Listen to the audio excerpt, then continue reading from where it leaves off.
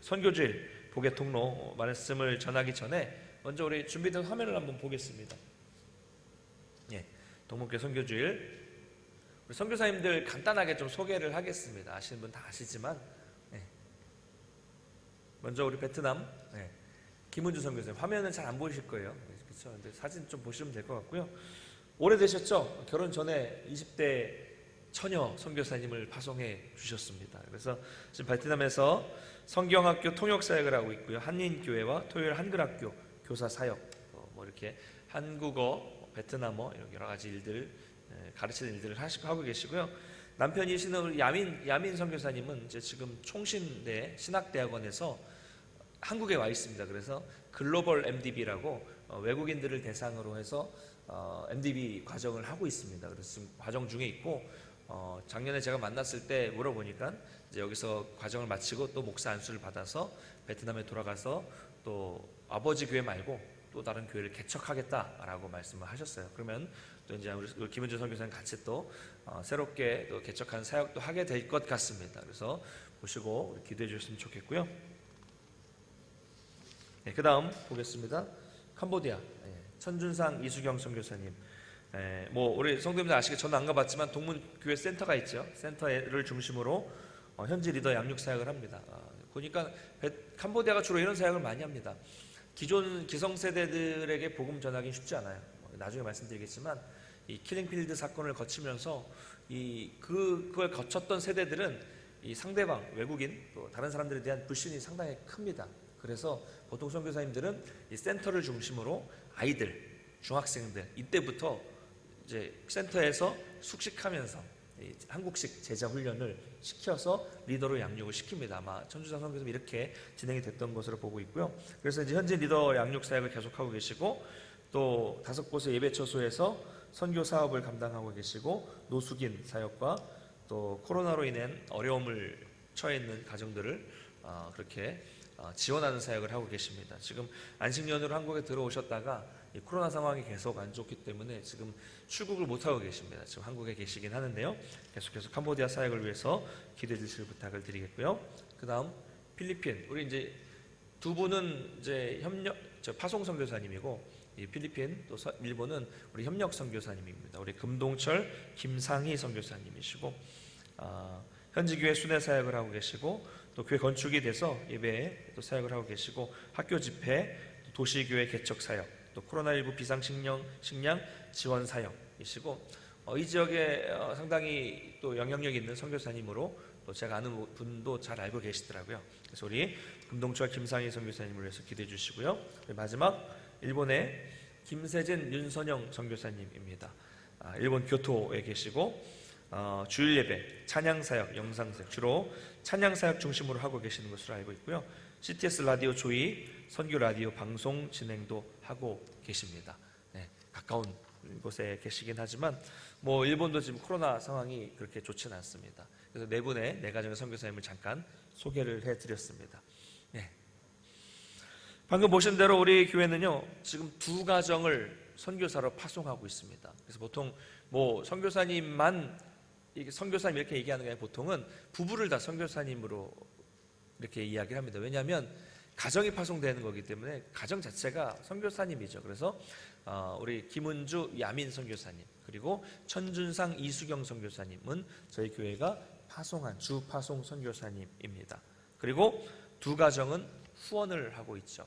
많지 않은 액수긴 하지만 저희가 후원을 하고 있습니다. 협력을 하고 있죠. 제가 우리 교회에서 제일 처음 느낀 것은 제가 이전에 있었던 교회들에 비해서입니다. 그래서 선교사님들에 대해서 또 선교 현황에 대해서 우리 성도님들이 많은 분들이 잘 모르고 계시다라는 걸 좀 느꼈습니다. 제 착각이었으면 좋겠습니다. 여러분, 우리가 파송한 선교사님은요 우리 교회의 교역자입니다. 얼굴을 자주 볼 수 없어서 그렇지만 우리가 정말로 관심을 가지고 기도해야 되는 것이죠. 어떻게 보면 어떤 면에서 보면 저나 우리 교역 지금 있는 여기 부목사님보다도 훨씬 더 우리가 오랜 관계를 맺고 계신 분들이잖아요. 우리가 협력 선교사님도 마찬가지고요. 직접 선교 사역을 감당하지는 못하지만 기도와 물질로 힘껏 후원하는 것이 우리가 이곳에서 해야 할 일입니다.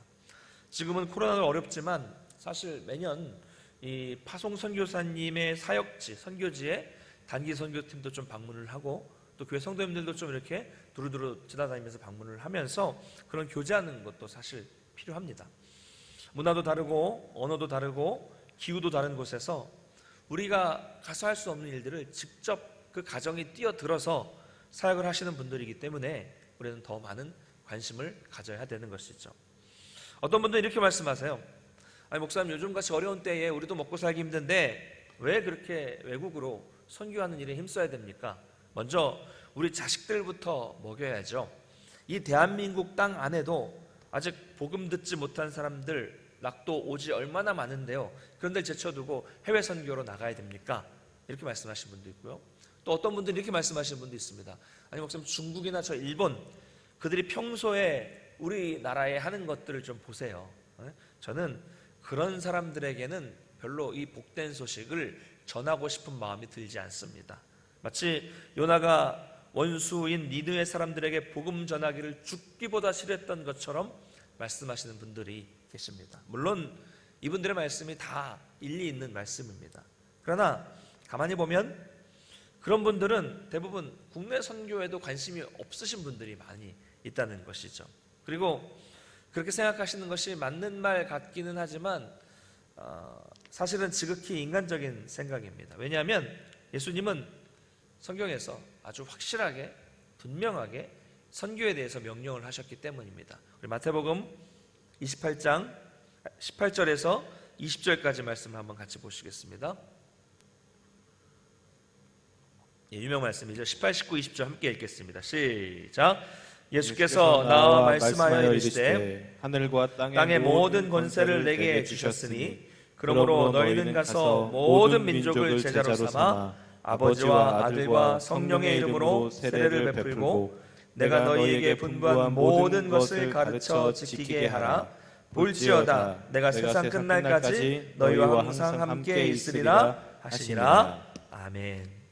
너무 유명한 예수님의 지상 명령이죠. 분명히 예수님은 우리 민족, 너희 민족이 아니라 오늘 본문을 보면 모든 민족에게 을 제자로 삼으라고 명령을 하셨습니다. 이것은 예수님께서 승천하시기 전에 마지막으로 이 땅에 남아있는 우리에게 주신 선교의 명령이죠. 이 선교의 명령은 특별한 한두 사람 선교사들에게만 주신 명령이 아니라 주님을 따르는 우리 모든 사람들에게 주시는 명령입니다. 이 명령에 따라서 많은 선교사님들이 선교로 가셨죠. 미국의 언더우드 선교사님도 이 명령에 따라서 우리에게 복음을 전하기 위해서 그 예전에 오셨죠. 그래서 그 가정은요 3대를 거쳐서 이 땅에서 대를 이어서 선교사를 감당하신 그런 가정입니다. 또 수많은 선교사님들이 그 이후에 정말 평안한 삶을 버리고 이 잘 알지도 못하는 먼 땅, 이 한국 땅에 오셔서 피 흘리고 또 순교하고 핍박을 당하고 많은 노력을 기울였기 때문에 우리가 지금 이렇게 세계에서 유래를 찾아볼 수 없는 엄청난 부흥의 역사를 이룰 수 있었던 것이죠. 바로 이 명령 때문입니다. 주님의 명령 때문에.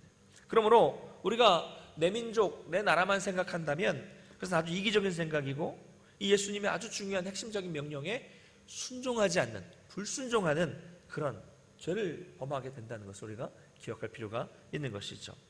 사실 우리 교회 목회 철학도 선교와 관련이 있습니다. 창세기 12장 2절 3절 말씀을 한번 같이 읽겠습니다. 창세기 12장 2절 3절 같이 읽겠습니다. 시작. 내가 너로 큰 민족을 이루고 내게 복을 주어 내 이름을 창대하게 하리니 너는 복이 될지라.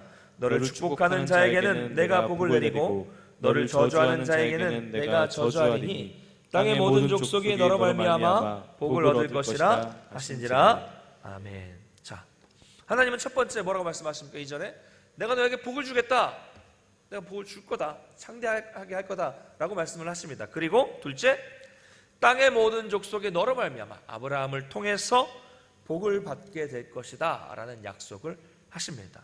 자, 바로 이것이 선교의 원리입니다.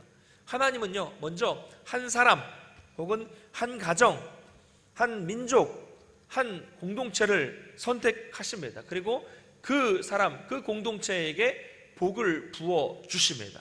그러면 그렇게 하나님으로부터 큰 복을 받은 그 사람, 그 공동체, 그 민족이 자신을 통해서 그 복받은 자신이 다른 사람에게까지 복을 받도록 그 복을 나누어 주는 것, 만들어 주는 것이죠. 여러분, 이것이 선교입니다.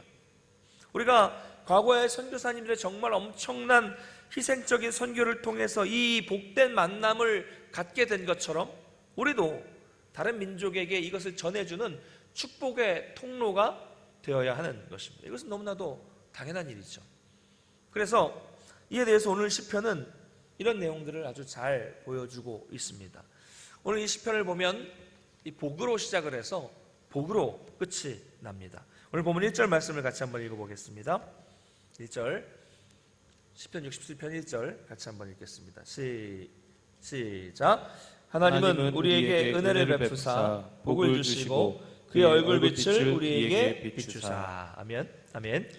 자, 그래서 시편 기자는 하나님께서 우리에게 은혜를 베풀어 주시고 우리에게 또 복을 주셔서 그 얼굴빛을 우리에게 비추어 주시기를 기도하며 시작합니다. 얼굴빛을 비춰달라는 건 우리에게 임해달라고, 임재해달라는 그런 기도죠. 근데 사실 이 기도는 하나님께서 모세에게 가르쳐 주신 기도입니다. 모세에게. 우리 민수기 6장 22절부터 27절까지 말씀 한번 읽겠습니다. 구약성경 204쪽 민수기 6장 22절에서 27절, 좀 길지만 한 절씩 교독해서 한번 읽도록 하겠습니다. 제가 먼저 22절 읽겠습니다. 여호와께서 모세에게 말씀하여 이르시되 아론과 그의 아들들에게 말하여 이르기를 너희는 이스라엘 자손을 위하여 이렇게 축복하여 이르되 여호와는 내게 복을 주시고 너를 지키시기를 원하며 여호와는 그의 얼굴을 내게 비추사 은혜 베푸시기를 원하며 여호와는 그 얼굴을 내게로 향하여 드사 평강 주시기를 원하노라 할지니라 하라. 그들은 이같이 내 이름으로 이스라엘 자손에게 축복할지니 내가 그들에게 복을 주리라. 아멘. 여러분, 이 말씀은요 유명한 말씀이고요, 구약의 축도라고 하는 그런 말씀 불리는 구절입니다. 하나님은 이렇게 기도하라고 제사장들에게 알려주신 것이죠, 모세에게. 그래서 제사장들이 백성들에게 이런 식으로 이렇게 이 기도의 내용을 가지고 복을 빌면 하나님은 너희들이 복을 빌면 내가 그대로 줄 것이다 라는 약속을 이 민수기 말씀을 통해서 하셨습니다. 이것을 아는 시인은 이 민수기에 복 주시겠다는 말씀을 근거로 해서 이 시를 시작하고 있는 것이죠. 하나님이 이렇게까지 이스라엘 백성들을, 하나님의 백성들을 사랑하셔서 복 주시기를 원하신다는 것입니다. 자, 그렇다면 왜 하나님은 이스라엘 백성에게 복 주시기를 원하셨을까요? 그 이유는 2절을 통해서 발견할 수가 있습니다. 오늘 67편 2절 말씀 같이 한번 읽어보겠습니다. 67편 2절 시작. 주의 도를 땅 위에 주의 구원을 모든 나라에게 알리소서. 아멘. 자, 한글 번역은 의미가 좀 덜 와닿기는 하는데 비슷하긴 하지만 제가 다시 번역해보면 이런 겁니다. 하나님의 도를 이 땅 위에 알게 해주시고 하나님의 구원은 모든 나라가 알게 하여 주옵소서, 이런 의미죠. 그러니까 하나님의 백성들에게 먼저 하나님께서 복을 주셔서 그로 인해서 주님의 도와 주의 구원이 온 세상에 알려지도록 하신다, 그런 의미를 가지고 있는 것입니다. 자, 그러니까 하나님께서 우리에게 복을 주시는 이유가 무엇입니까? 그래서 반대로 말하자면 우리가 하나님의 복을 받아야 하는 그 이유는 무엇일까요? 그 받은 복을 가지고 집 사고 땅 사고 주식하고 재산 불리고 좋은 차 좋은 음식 먹고 잘 먹고 잘 살라는 것이 아니죠. 물론 하나님께서 우리에게 복을 주시면 우리는 물질적으로도 영적으로도 풍성한 삶을 살 것입니다. 그러나 하나님의 백성에게는 이 땅에 사명이 있습니다. 나 혼자 잘 먹고 우리 가정만 부유하게 사는 것은 하나님의 뜻이 아닙니다. 오늘 말씀처럼 하나님께서 우리에게 주신 이 복을 통해서 온 땅이 하나님을 알게 하는 것, 하나님의 구원이 온 나라에 알려지도록 해야 하는 것이 우리가 하나님의 복을 받아 해야 할 사명이라는 것이죠. 이것이 바로 창세기 12장에서 말씀하고 있는 복의 근원이고 축복의 통로가 되는 길입니다. 우리 목회 수학이 있잖아요. 복된 만남 속에 행복이 넘쳐 흐르는 교회. 이 복을 나누는 거죠. 우리가 먼저 받은 복을 흘려보내는 겁니다. 나누는 것입니다. 그러므로 여러분, 우리는 복 받기 위해서 기도해야 합니다. 그런데 그럴 때 복 받아야 하는 이유를 제대로 알고 기도해야 되는 것이죠. 복을 달라고 하나님께 기도하는 거 맞습니다. 그러나 내 욕심을 채우려는 기도가 있다면 하나님 절대로 그 기도는 들어주시지 않습니다. 그런데 내 욕심대로 기도했는데 들어주셨다, 그거는 복이 아니라 저주가 될 것입니다. 우리는 복을 하나님께 구하되 그 이유를 분명히 알고 구해야 됩니다. 그것은 바로 나를 통해서 하나님의 구원을 세상에 알리기 위해, 즉 선교를 위해 우리는 복을 구해야 하는 것입니다. 그래서 오늘 본문 3절과 5절 말씀을 보면요, 똑같은 말씀이 기록되어 있는데 제가 한번 3절 읽겠습니다. 하나님이여, 민족들이 주를 찬송하게 하시며 모든 민족들이 주를 찬송하게 하여 주시옵소서. 여러분, 뭐라고 말씀하고 있습니까? 이 복음을 들은 모든 민족이 주님을 찬송하게 해달라고 이 시인은 기도하고 있는 것입니다. 사랑하는 성도 여러분, 여러분에게 이런 갈망이 있으십니까? 그냥 신앙생활하는 것이 내가 좀 잘 되고 내 마음이 좀 평안해지고 안정이 되는 것이 목적입니까? 아니면 신앙생활하는 것이 내가 할 수 있는 최대와 최고의 헌신을 통해서 다른 사람이, 하나님을 알지 못하는 사람이 하나님을 알게 만들고, 그래서 그 믿지 않았던 사람들이 하나님을 찬양하게 만드는, 여러분, 이런 갈망이 여러분에게 있으십니까? 내가 하는 그 작은 기도가, 내가 선교사님들을 위해서 하는 그 기도, 내가 하는 그 헌금을 통해서 베트남과 캄보디아와 필리핀과 이 일본에 교회가 세워지고 성도가 생기고 현지인 리더가 세워지고 우상을 섬기던 그 사람들이 하나님을 찬양하고 우상 숭배의 자리가 예배의 자리로 바뀌는 그런 모습을 보기 원하는 마음이 여러분에게, 이 갈망이 있으십니까? 여러분, 이것이 매우 중요한 일입니다. 만약에 우리 가운데 이런 마음이 없다면 우리는 아직 하나님께 복 받을 만한 준비가 되지 않은 것입니다. 제가 사실 이런 설교를 잘 하지 않습니다. 부담도 되고 이런 설교 잘못하면 또 상처받는 분들이 많아요. 그러나 해야 할 때는 해야 됩니다. 왜냐하면 성경이 말씀하고 있는 건 해야죠. 예전에 뭐 이상한 정말 이상한 소수의 부흥사들처럼 성도들에게 막 안 하면 안 될 것 같은 그런 억지 부담감을 주려는 그런 행위를 하는 것은 아니죠. 그런 행동하면 안 되고요. 그러나 여러분, 제가 목사의 양심으로서 성경이 말하고 있는 복의 비결이 있으면 그대로 전해야 합니다.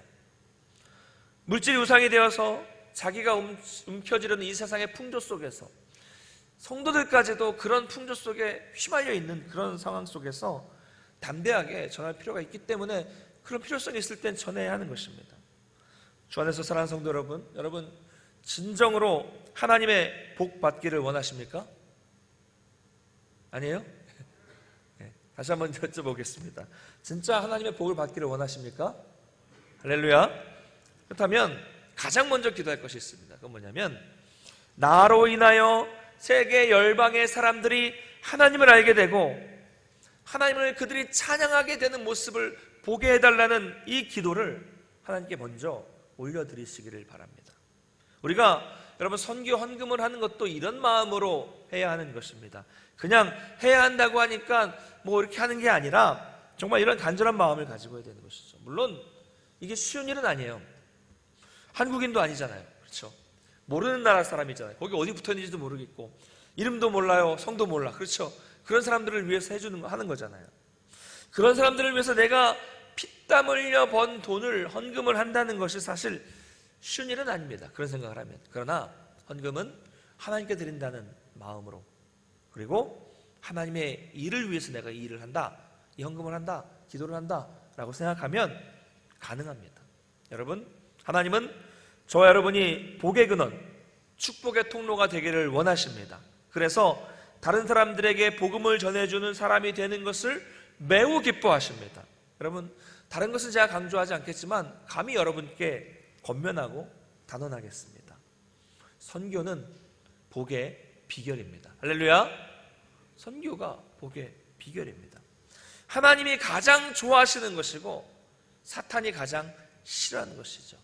영혼 구원. 그래서 자꾸 우리가 선교를 못하게끔 막는 것은 사탄의 방해 공작입니다.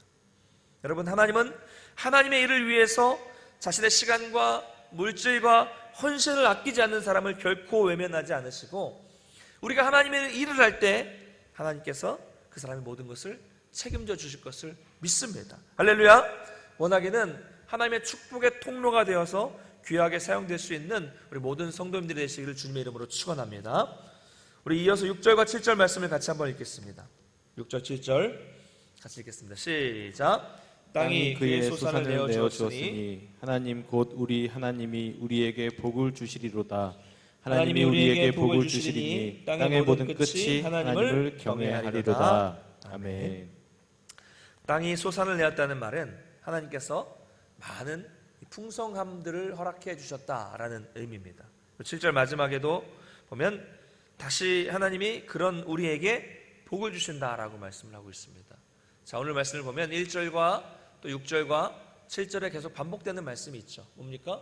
복을 주신다, 복을 주시리니, 복을 주시리니, 이런 말씀을 하고 있습니다. 여러분 지금 어떠세요? 복 많이 받으셨죠? 네, 아멘. 네. 아닙니까? 예, 성경이 말하는 복, 특별히 구약이 말하는 복 안에는 실제적으로 물질의 복이 포함이 되어 있습니다. 복 많이 받으셨죠? 혹시 여러분 중에 지금 점심 먹을 게 없어서 굶어야 할 분이 계십니까? 네, 이따가 떡 드세요. 혹시 여러분 중에 잠자리가 없어서 당장 추위를 피할 곳이 없는 분이 계십니까? 혹시 여러분 중에 감기가 걸려도 약 하나 사 먹을 돈 없어가지고 그냥 참고 버티는 분 계십니까?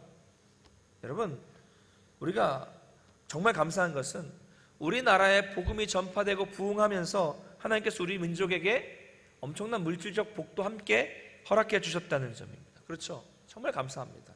지금은요, 먹을 것이 없는 게 아니라 남죠. 남아요. 너무 많이 남아가지고 이 남는 쓰레기들을 어떻게 처리할지를 고민하는 세상으로 바뀌어버렸습니다. 너무 많아서 이제 많이 먹으니까 살이, 예전에 뭐 3, 40년 전에 우리나라 사람들의 이 사진을 보면 막 정말 말랐더라고요. 막 못 먹어서. 근데 지금은요, 너무 많이 먹어서 살이 찌다가 너무 찌다 보니까 이제는 어떻게 합니까? 저처럼 이 불려놓은 살을 어떻게 좀 제거할 수 있을까 고민하는 세상으로 바뀌어버렸습니다. 그래서 어떻게 합니까? 이 아까운 살들을요, 정말 몇 년 동안 열심히 먹어서 찌어놨던 불려놓은 살들을 이제는 반대로 어떻게 해요? 돈 내고 헬스클럽 가서 뭐 땀 빼고 운동하죠. 다 남의 일처럼 공감을 안 하시는데 저만 그런지 모르겠지만, 또 보니까요, 돈이 많으신 분들은요 개인 헬스 트레이너까지 쓰더라고요. 저기 제가 전에 썼던 게 보니까 뭐 강남에 뭐 가면 뭐 엄청난 돈을 주고 트레이너까지 쓰고, 그러니까 뭐 돈을 쓰면 사람이 금방 바뀌긴 바뀌더라고요. 어쨌든 약도 먹으면서 제거하려고 하죠. 이제는 바뀌었습니다. 불과 몇십 년 사이에 우리나라의 이 상황이 말도 안 되는 상황으로 바뀌는 이런 일이 벌어지게 된 것이죠. 많은 복을 받은 것입니다. 여러분, 우리는요 자꾸 이걸 흘려보내야 됩니다. 흘려보내야 돼요. 받은 것을 흘려보내지 않으면요, 이것이 지방이 되어서 몸에 쌓이면서 건강을 해치는 것처럼 재물이요, 돈이 고여서 쌓이게 되면 썩기게 되고 결국 이것이 공동체의 건강, 우리 신앙의 건강을 해치게 되어 있는 것입니다. 여러분, 하나님의 법칙은요 흘려보내는 것입니다. 하나님께서 우리에게 복을 주신 이유는 다른 영혼들을 위해서 그것을 사용하라고 주시는 것이죠. 왜 하나님께서 하나님 믿는 사람에게 복을 주십니까? 이상한 데 쓰지 말라는 거잖아요. 허투루 쓰지 말라는 거잖아요. 신앙을 담아서 쓰라는 거잖아요. 근데 그것을 자꾸 자기만을 위해서 쌓아두고 이상한 곳에, 생산적이지 않은 곳에 써버린다면 당장 하나님은 그것을 빼앗아서 다른 곳으로 돌리실 수 있습니다. 이게 복의 원리고요, 하나님 나라의 원리입니다. 이것을 너무나도 늦게 깨닫는 분들이 많습니다. 이스라엘에는 큰 호수가 두 개가 있습니다. 북쪽에는 이 헐몬산에서 흘러내려오는 엄청나게 많은 맑은 물이 강을 이루어서 그것이 흐르고 강이 모여서 큰 호수를 이룹니다. 이것이 갈릴리 호수, 갈릴리 바다라고 말하는 갈릴리 호수입니다. 그리고 그 갈릴리 호수에서 물이 흐르는 길을 따라서 남쪽으로 쭉 내려오다 보면 해발고도 마이너스 400m 아래에 위치한 사해가 있습니다. 들어보셨죠? 해수면보다 무려 이 해수면보다 400m나 낮은 지역에 위치하기 때문에 사해는 그 어떤 곳으로도 물을 흘려보낼 수가 없습니다. 가장 낮기 때문에 흘려보낼 수가 없는 것이죠. 받기만 하는 것입니다. 뭐 어떻게 됩니까? 고이고 모여서 썩어서 온갖 똥냄새가 진동하는 것이 바로 사해입니다. 여러분, 우리가 하나님으로부터 받은 은혜와 이 받은 사랑을 흘려보내지 않으면 우리도 사해처럼 고이고 썩어져서 마실 수도 없고 씻을 수도 없고 사용할 수도 없고 생명이 존재할 수도 없는 썩은 인생이 되고 말 것입니다. 아무리 많이 가졌다고 한들 그런 인생은 저주의 삶이죠. 하나님이 함께 하시지 않는다면 무슨 의미가 있겠습니까? 모이고 썩으면요, 아무리 많은 황금 보화라고 할지라도 썩은 내가 진동하게 되어 있는 것입니다. 거기에서 싸우고 다투게 되어 있는 것이죠. 여러분, 오늘날 싸우고 분쟁하고 있는 모든 교회는 거기에 사해처럼 흘려보내지 않고 이 모아놓은 재물이 있기 때문에 싸우게 되는 겁니다. 냄새가 나는 것이죠. 그러나 그것을 정말 귀한 곳으로 선하게 흘려보낼 때 깨끗해지고 정말 건강해지며 아이러니하게도 흘려보내면 더 풍성해지는 것, 이것이 하나님의 재물의 원리입니다. 말씀을 맺겠습니다. 오늘 말씀을 통해서 이 하나님의 복의 원리, 이 복의 비결을 이해하시기를 소망합니다. 하나님을 믿는 저와 여러분에게 반드시 복을 주십니다. 할렐루야! 반드시 주십니다. 오늘 성경은 반복적으로 하나님이 복을 주시리라 라고 말씀하고 있습니다. 분명히 복을 주십니다. 그래서 하나님 믿는 우리가 그 복을 나누어 줄 수 있도록 해주신다는 사실을 여러분 믿으시기 바랍니다. 저는 우리 교회를 보면서 참 감사한 마음이 많았습니다. 이미 그 오래전부터 2000년대 초반이잖아요. 그 오래전부터 선교사님을 2가정이나 우리 교회의 이 규모에서 2가정이나 파송하고 있다는 점에 참 감사했습니다. 노예를 가보니까요, 우리 노예 안에도 선교사를 파송한 교회가 얼마나 될까요? 없어요. 우리 교회가 유일하다는 사실에 늘 자부심을 가지고 노예 안에서도 어깨에 힘 딱 주고 다닙니다. 우리 교회는 그런 교회니까. 근데 조금 지나 보니까 좀 아쉬운 점도 발견하게 됐습니다. 파송한 지가 15년이 넘었는데 점점 관심과 기도나 이런 후원들이 많이 점점 이게 관심 속에서 사라지고 미미해지고 있다는 점이죠. 여러분 기억하실 것은요, 선교사님들도 우리 교회가 섬기는 목회자입니다. 목회자예요. 그분들이 캄보디아, 베트남에 나가서 선교하시는 것이 그분들의 독립적인 사역을 하는 게 아닙니다. 그분들의 사역은 우리의 사역을, 우리 교회의 사역을 대신하고 있는 것이고, 그것이 바로 우리 교회의 사역이고, 바로 여러분 한 사람 한 사람의 직접 가서 하지 못한 사역을 그분들이 지금 하고 계시는 것이고, 그분들을 통해서 우리 주님의 지상 명령에 우리는 순종할 수 있게 되는 것입니다. 이것을 기억하셔야 됩니다. 그래서 우리는 오늘부터 매년 선교주의를 지킬 것입니다. 매년 이렇게 선교에 대한 설교를 하진 않겠지만 1년에 한 번씩 이 선교주의를 통해서 다시 한번 우리 교회 선교가 어떻게 진행이 되고 있는지 돌아보고 또 새로운 결단을 하는 그런 시간이 되기를 원합니다. 저는 오늘 성도님께 하나님께 복을 받을 수 있는 비결, 하나님의 복의 통로가 될 수 있는 비결을 말씀해 드렸습니다.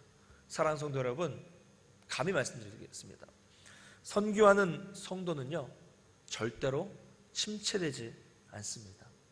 여러분, 선교에 열심인 교회는 절대로 썩지 않습니다. 세계 어느 곳을 보더라도 선교에 열심인 교회는 건강합니다. 건강합니다. 그렇지 않은 교회는 다투고 썩고 문제가 생기게 되어 있습니다. 선교하는 교회는 하나님의 복을 확실히 받습니다. 이것이 성경의 원리고, 제가 짧은 인생이지만 여태까지 보았던 이 전국의 전 세계 수많은 교회들을 보면 그것은 변하지 않는 결과라는 것을 알게 됩니다. 오늘 이 시간 말씀을 기억하면서 내가 복의 근원, 내가 정말 이 복을 나눌 수 있는 축복의 통로가 되겠다라는 결단을 하시기를 간절히 소망합니다. 그러면 하나님께서 그런 저와 여러분의 마음을 보시고 우리에게 놀라운 복을 내려 주실 것입니다. 이런 놀라운 복을 누리시는 우리 모든 성도님들과 교회가 되기를 주님의 이름으로 축복합니다.